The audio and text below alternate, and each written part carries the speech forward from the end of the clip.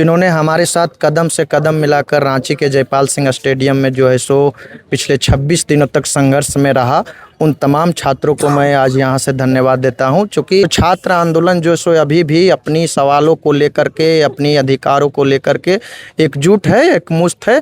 और जब तक सरकार हमारी जो मांगे है, जब तक तमाम एग्ज़ाम को जो इन्होंने रद्द किया, उन तमाम एग्ज़ाम को मजबूती से माननीय न्यायालय में भी पक्ष नहीं रखेंगे और वहाँ से भी रद्द नहीं करवाएंगे, तब तक ये आंदोलन जारी रहेगा। माननीय न्यायालय के द्वारा जो भी फैसला आएगी वो सर्वमान्य है। देखिए, डायाज न्यूज़ देख रहे हैं आप और हमें शशांक। हमारे साथ जेपीएससी जैसे रिफॉर्म मंच के दो चेहरे हैं, पहचान के मोहताज नहीं है। रविंद्र जी हैं, पीयूष जी हैं। हम इनसे जानते हैं कि वर्तमान समय में छात्र आंदोलन कहाँ खड़ा है। सबसे पहले तो जिस प्रकार आप लोग झारखंड सरकार से लड़ रहे हैं और मामला अब सुप्रीम कोर्ट तक है, सुप्रीम कोर्ट ने कल जेएसएससी, जेपीएससी और झारखंड सरकार को नोटिस जारी किया है, तो वर्तमान समय में छात्र आंदोलन आप लोगों का कहाँ है? बिल्कुल, सबसे पहले तो आज हम लोग बहुत दिन के बाद जो सो हजारीबाग के इस ऐतिहासिक धरती पर आए हैं। यहाँ से हजारीबाग के तमाम उन छात्र नौजवानों को मेरा आभार है, मेरा धन्यवाद है, जोहार है, जिन्होंने हमारे साथ कदम से कदम मिलाकर रांची के जयपाल सिंह स्टेडियम में जो है सो पिछले 26 दिनों तक संघर्ष में रहा। उन तमाम छात्रों को मैं आज यहाँ से धन्यवाद देता हूँ, क्योंकि आज जो सो हम लोग बहुत बड़ा जुटान नहीं किए हैं, बस हमारे नेतृत्वकर्ता साथी लोग से मिलने आए हैं।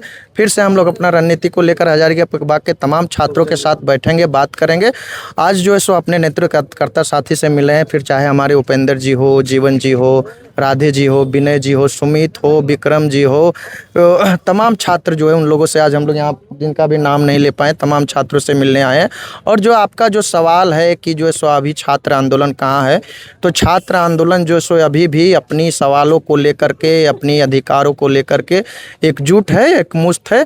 और जब तक सरकार हमारी जो मांगे है, जब तक तमाम एग्ज़ाम को जो इन्होंने रद्द किया, उन तमाम एग्ज़ाम को मजबूती से माननीय न्यायालय में भी पक्ष नहीं रखेंगे और वहाँ से भी रद्द नहीं करवाएंगे, तब तक ये आंदोलन जारी रहेगा। माननीय न्यायालय के द्वारा जो भी फैसला आएगी वो सर्वमान्य है। लेकिन सवाल ये है कि आप जो है सो, चूँकि माननीय न्यायालय तथ्यों पर बात करती है, तथ्यों पर फैसला सुनाती है, सरकार से मेरा यही मांग है कि आप जिस आधार पे, जिस मजबूती से आप आंदोलन को रद्द किए, वो आधार आप माननीय न्यायालय में दिखाइए, ताकि तथ्यों से अवगत हो माननीय न्यायालय और जो सो हमारे पक्ष में फैसला आया। जिस प्रकार से रांची में आप लोग पुतला दहन कर रहे थे, हजारीबाग में, गिरिडीह में जेएमएम कार्यकर्ताओं के द्वारा जिस प्रकार से हमला का आप लोग आरोप लगा रहे हैं और जेएमएम इससे मुकर रही है, तो इन सब चीजों को कैसे? नहीं, आरोप नहीं लगा रहे, ये आरोप केवल छात्र नहीं लगा रहे, ये आरोप झारखंड के तमाम आम आवाम लगा रहे हैं। हम बता दें कि आप देखेंगे भी होंगे वीडियो में, जेएमएम के लोग अपना पट्टा लेकर के, लाठी डंडा लेकर के, पुलिस का लाठी तो बाद में पीठ पर चली, पहले तो ओकरे लाठी आ गया। तो ये तो एकदम बोला जाता है कि नकल करे के लिए भी अकल की ज़रूरत है। आपको लाठी मारना था, कम से कम जेएमएम का झंडा तो नहीं लेकर आते। आप जेएमएम को झंडा लेकर के आप नई परिपाटी का शुरुआत कर दिए हैं। कल होके कोई दूसरा सत्ता में सरकार आएगा, वो भी परिपाटी शुरुआत करेगा, जो कि हम लोग चलने नहीं देंगे।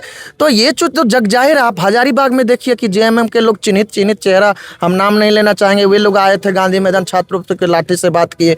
हमारे रांची में जो सो आप देखे होंगे कि किस तरह जो सो जेएमएम के लोग आए, वहाँ जेएमएम अपना कार्यकर्ता गर्ल्स को भी भेजी थी, उन्होंने हमारे ऊपर एफआईआर भी की है।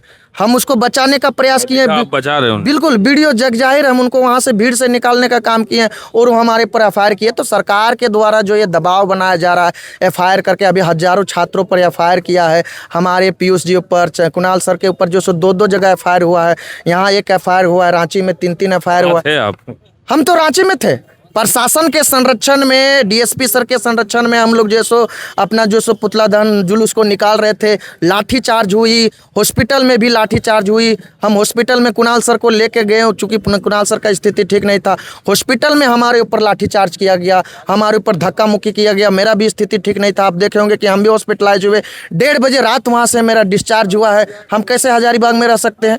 कहीं ना कहीं ये फर्जी एफआईआर जो किया गया है, हम हजारीबाग के पुलिस कप्तान जी से भी पूछना चाहूँगा कि आप किस आधार पे एफआईआर किए हैं। आपका जो एसओ एसपी वहाँ बोल रहे हैं कि रविंदर जी जो सो हम लोग के साथ थे, और हजारीबाग के एसपी हमको जवाब दीजिए आप किस आधार पर एफआईआर किए। ये सब नहीं चलेगा और ये एफआईआर से हम लोग डरने नहीं वाले। ये लड़ाई अब जो सो व्यवस्था को बदलने की लड़ाई है। ये लड़ाई में झारखंड के लाखों छात्रों के अभिभावकों का आशीर्वाद है, उनके उम्मीदें टिकी हुई है। यहाँ जितने भी छात्र हैं उनकी उम्मीदें टिकी हुई है। अब ये लड़ाई को हम लोग पीछे नहीं छोड़ेंगे।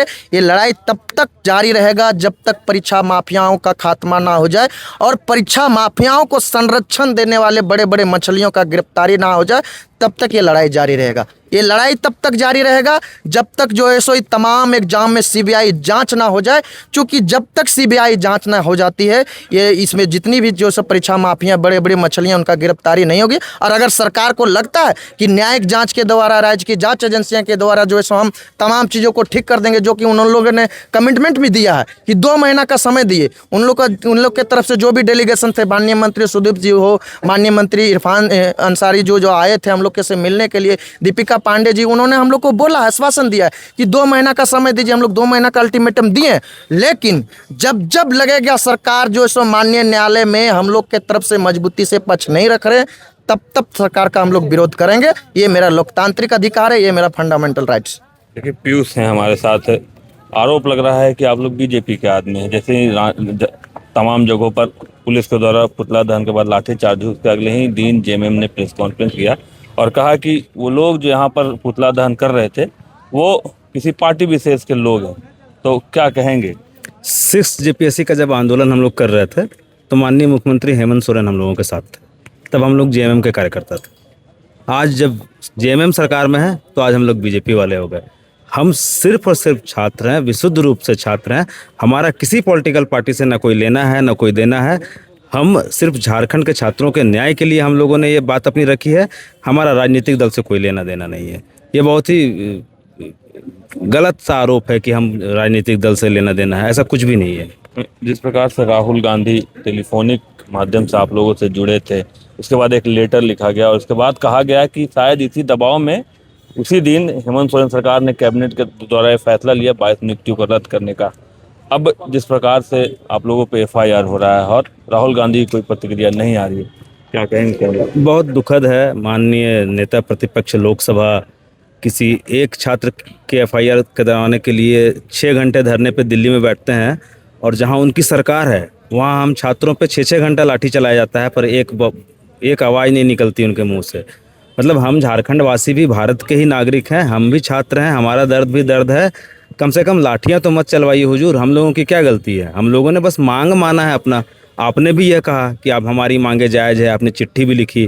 तो जब हमारी मांगे जायज़ थी और वो पूरी नहीं हुई और उसके बदले में हम लोगों ने पुतला दहन का कार्यक्रम किया, तो लाठियाँ चलवाई गई हम लोगों के ऊपर। प्रशासन ने लाठी मारा, जेएमएम के कार्यकर्ताओं ने लाठी मारा। तो राहुल गांधी अगर छात्रों के साथ हैं तो ये सही समय है साबित करने का कि वो छात्रों के साथ आए। हमारे ऊपर जो फर्जी एफआईआर हुआ है उसको भी ध्यान में रखें, और जिन छात्रों को मारा गया है उसके ऊपर भी सफाई दें कि आखिर हमारी क्या गलती थी और ये डबल स्टैंडर्ड क्यों है।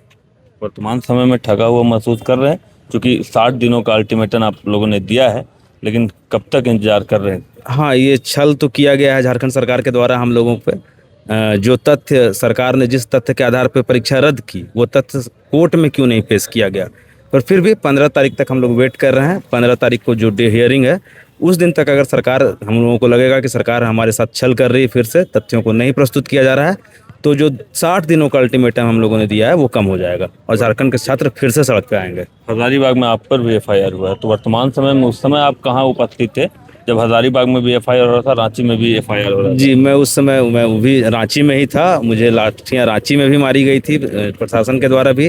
सदर हॉस्पिटल में भी लाठियाँ चलाई गई थी और प्रशासन ने मुझे शक्तिमान बना दिया। एक ही समय में मैं रांची में भी था और हजारीबाग में भी था। ये बहुत ही हास्यास्पद है।